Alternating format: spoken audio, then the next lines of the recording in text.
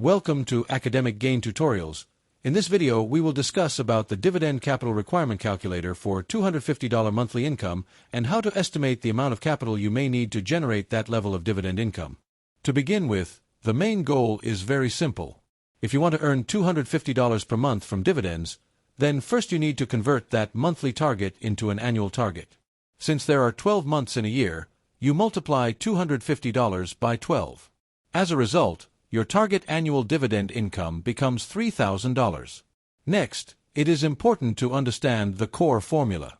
The basic calculation is capital required equals annual dividend income divided by expected dividend yield. In other words, you take your annual income target of $3,000 and divide it by the dividend yield you expect from your portfolio. Therefore, the required capital changes depending on the yield assumption you choose. For example, if you expect a conservative dividend yield of 3%, then you divide $3,000 by 0.03. In that case, you would need about $100,000 in invested capital. On the other hand, if you expect a 4% yield, you divide $3,000 by 0.04, and you would need about $75,000. Similarly, if you aim for a 5% yield, the calculation becomes $3,000 divided by 0.05, which means you may need about $60,000. Likewise, at a 6% yield, the capital required falls to about $50,000. If you assume an 8% yield, then the required capital becomes approximately $37,500. However, higher yield does not always mean better. Although a higher dividend yield can reduce the amount of capital you need, it may also come with higher risk. Sometimes a very high yield can signal business weakness, an unstable dividend, or a possible future dividend cut. Therefore, investors should focus not only on yield, but also on dividend safety, earnings quality, business stability, and long-term consistency. In addition, you should adjust your estimate for taxes, fees, and a safety margin. If taxes reduce your dividend income, then the actual amount you receive may be lower than expected. Because of that, many investors add an extra safety margin of around 10% to 20%.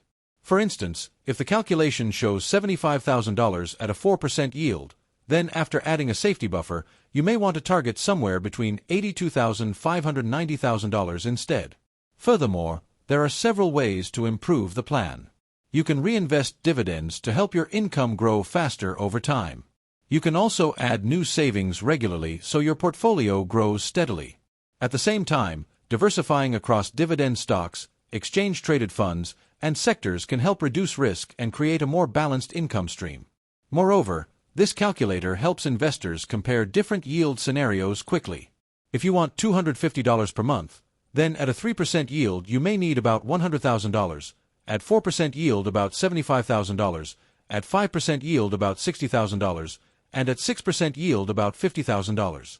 Consequently, you can see clearly how lower yields require more capital, while higher yields require less capital but may involve greater risk. Overall, the key takeaway is that the capital you need depends mainly on your income target and your expected dividend yield. Nevertheless, a smart plan should also consider safety, taxes, diversification, and long-term growth. In other words, the goal is not just to chase income, but to build a reliable and sustainable dividend portfolio. This content is for educational purposes only and should not be considered financial advice. Dividend yields, returns, and tax outcomes can change, so always do your own research and consider professional advice if needed. If this short video was helpful, give it a thumbs up and subscribe to the channel. Thank you.